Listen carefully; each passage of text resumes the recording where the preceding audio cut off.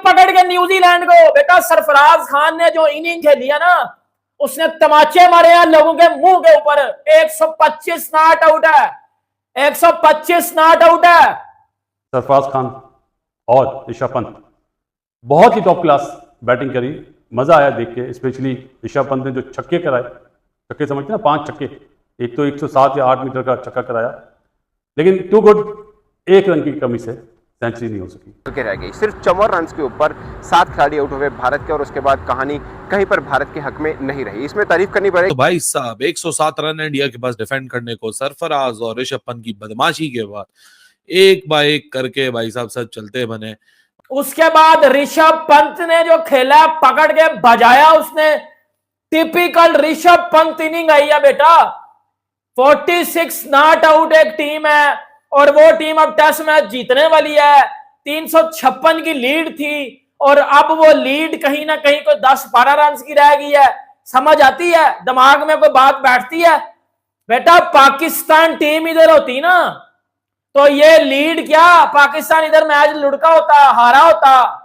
एक इनिंग से मैच हारा होते हम लोग। इतनी हमारी जाली क्रिकेट है।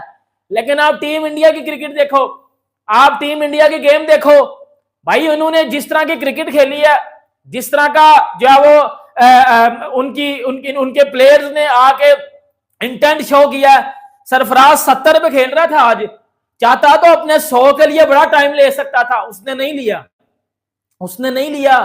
और क्यों नहीं लिया? क्योंकि वो घंटे का किंग नहीं है, वो टीम के लिए खेलने वाला लड़का। निकल सोनू पीली चप्पल बाहर और देख तेरे बाप ने किस तरह की इनिंग खेली है। यह बड़ी पटर पटर हो रही थी परसों पाकिस्तान में। 46 पे आउट हो गए हैं, 46 पे आउट हो गए हैं, 36 का रिकॉर्ड तोड़ के फिर निकला घंटे के। अब देखो ना बेटा, किसी की तजलील करते हो ना अगर, तो जब वो अच्छा करता है तो उसको अप्रिशिएट करना भी सीखो। इस वजह से तो पीछे रह गए हो दुनिया में घंटे के, इस वजह से तो दुनिया में पीछे रह गए हो। इस वजह से तो घर में टेस्ट मैच जीतने के लिए 4-4 साल लग जाते हैं। इस वजह से टीमें घर में आके बजा के चली जाती हैं। इस वजह से घर में जीत के इस तरह शो करवा रहे होते हो जिस तरह वर्ल्ड कप जीत लिया घंटे के। वो देखो टीम इंडिया 46 ऑल आउट, और वो टेस्ट मैच अब न्यूजीलैंड को पड़ने वाला है। अगर ये 7 विकेटें उनके हाथ में है, 7 विकेटें बेटा, 7 विकेटें इंडिया के हाथ में है इस टाइम। और आराम से इंडिया इधर अगर 150 से 200 मार जाए, और न्यूजीलैंड की चौथी इनिंग में न्यूजीलैंड का अब्बा भी नहीं कर पाएगा, क्योंकि रविचंद्रन अश्विन जडेजा पी जाएंगे न्यूजीलैंड को, पी जाएंगे वो बेटा। किसी का बाप भी चौथी इनिंग में। देखो क्रिकेट सारे खेलते हैं। मतलब क्या किस्मत का फेटा खाया इंडिया ने इस टेस्ट मैच में, कि पहले तो जब टॉस लिया तो वो एक किस्मत की मिस कॉल जिसको रोहित शर्मा ने एक्सेप्ट किया। फिर अगला दिन शुरू हुआ, 350 इंडिया पे चढ़े हुए थे, बड़ा जबरदस्त रोहित का आगाज, किस्मत ने साथ नहीं दिया, रोहित का विकेट चला गया। फिर ऋषभ पंत और अपना सरफराज और विराट कोहली जबरदस्त जोरदार तरीके से चल रहे थे। दिन की आखिरी डिलीवरी थी, 70 पे दोनों खड़े हुए थे। फिर किस्मत ने साथ नहीं दिया, विराट कोहली का विकेट गिर गया। फिर चलो जी, आज सुबह का आगाज हुआ जो कि डे 4 है, टेक्निकली डे 3 है, एक दिन वॉश आउट हुआ। तो डे 4 की सुबह फिर जबरदस्त साथ चलता रहा। जहां लंच तक मोमेंटम बनाना था, आखिरी आधा घंटा चल रहा था, वहां बरसात होगी, फिर किस्मत की पनौती हो गई, वो मोमेंटम में ब्रेक आ गया। वरना वो जो फेटा लगता तो वो अभी ये कवर हुआ होता। फिर उसके बाद प्रोसीडिंग स्टार्ट हुई, जबरदस्त तरीके से बढ़ रहे थे। एक बंदा 150 पे पहुंचा, फिर एक 99 पे पहुंचा। चलो 150 वाले की तो फिर किस्मत को मैं नहीं डालता, लेकिन 99 वाला फिर किस्मत पे आउट हो गया।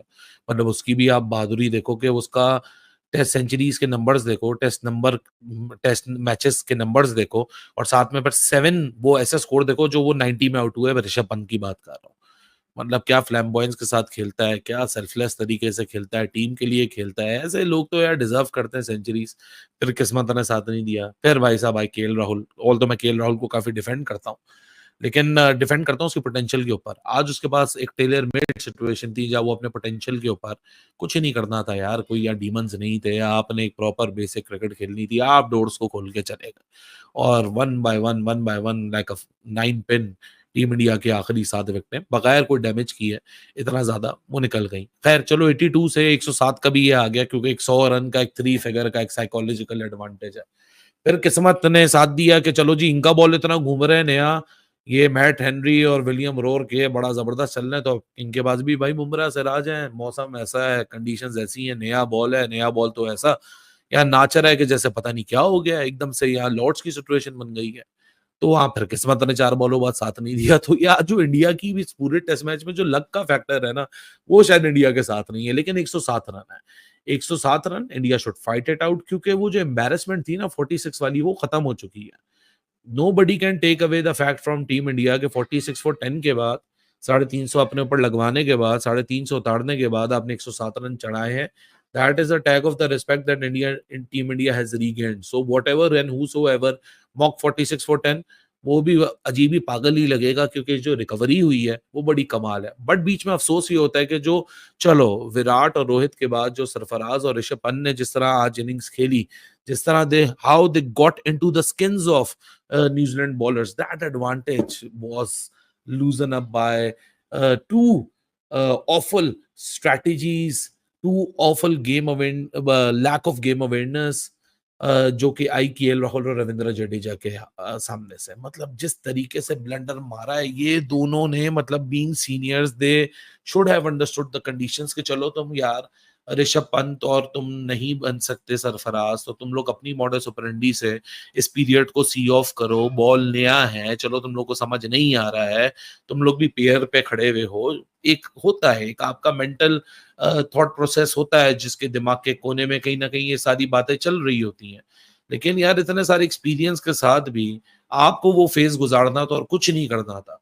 कल सुबह तक अगर इंडिया ले जाता ये 150 पौने 200 तक, उसके ऊपर 50 रन भी आते ना कल सुबह, तो वो बहुत बड़ा टोटल होता। लेकिन ऋषभ पंत की और सरफराज खान की, खासकर सरफराज खान की जैसे कमाल उन्होंने बल्लेबाजी की है। ऋषभ पंत 7वीं दफा अपने सेंचुरी मुकम्मल नहीं कर पाए हैं, अगरचे टेस्ट के अंदर उनकी 6 सेंचुरी जरूर है, मगर 7 बार ऐसा हुआ है कि वो नर्वस 90s के शिकार हुए हैं। आई डोंट थिंक सो कि नर्वस 90s किसी तरह से उनको कहा जाए, क्योंकि जिस तरह की वो बल्लेबाजी कर रहे हैं, खासकर उससे पहले जब वो छक्का लगाया था उन्होंने ज़बरदस्त शायद 107 मीटर का लगाया था, वो कहीं पे भी नर्वस नज़र नहीं आई। मगर आप कह सकते हैं कि 7 मरतबा ऐसा हुआ है कि 90 प्लस के स्कोर के ऊपर वो आउट हो गए हैं।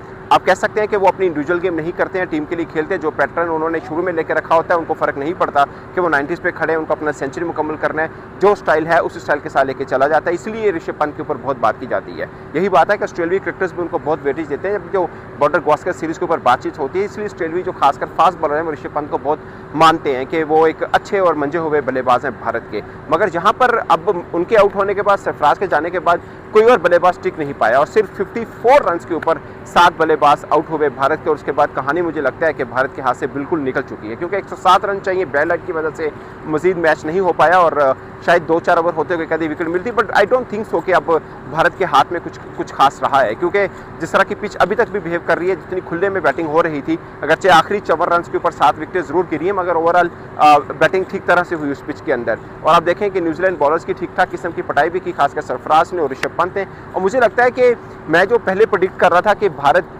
जैसे 46 पर ऑल आउट हुआ फर्स्ट इनिंग के अंदर, मैं मानने को तैयार नहीं था कि किसी तरह से भी ये मैच बिल्कुल कोलैप्स करेगा भारत और मैच दूर उनके हाथों से बिल्कुल ख़त्म हो जाएगा। अब जाकर इस डे में पता लगा कि भारत मैच के अंदर नहीं है। इससे पहले कहीं पर भी लग रहा था कि भारत मैच में वापसी कर सकता है, कहीं की वापसी की भी थी, खासकर जैसे शुरुआत में ओपनिंग पार्टनरशिप की। अगर आप रोहित शर्मा जायसवाल की बात करें, बड़े ज़बरदस्त खेले थे। उसके बाद विराट कोहली की बारी भी ठीक थी। कल आखिरी बॉल के ऊपर उनका आउट होना भी एक टर्निंग पॉइंट था जो न्यूजीलैंड को काफ़ी सपोर्ट किया, मगर उसके बावजूद ऋषभ पंत ने और सरफराज खान ने कमाल बैटिंग की। और मुझे ये लगता है कि न्यूजीलैंड को जो पहले में 46 पर ऑल आउट जो किया इंडिया को, वही एडवांटेज आज भी उनको फ़ायदा दिया और 107 रन उनको चेस कर रहे हैं, जो कि मुझे लगता है कि शायद लंच ब्रेक से पहले कहानी पूरी हो जाएगी। और ये बहुत अरसे के बाद ऐसा होगा कि भारत अपने घर के अंदर कोई टेस्ट मैच आ रहा है।